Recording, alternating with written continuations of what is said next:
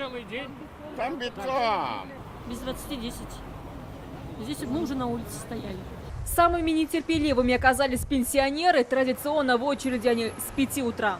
Жиганин да пенсия geldik. Azrak на черный день. Подождите, говорит, недельку.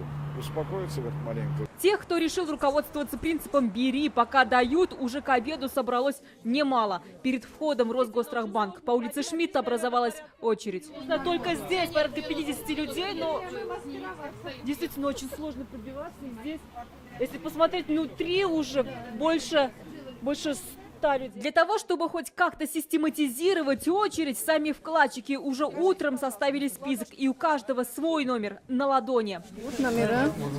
С 7 пришли. Накануне агентство по страхованию вкладов объявило о начале выплат. Банком-агентом стал Росгострахбанк. Вопросы о порядке и месте получения денег можно задать по телефону горячей линии. В самом банке успокаивают и дают самый главный совет – не торопиться. Деньги по застрахованным вкладам можно получить в течение года. Первый день выплат.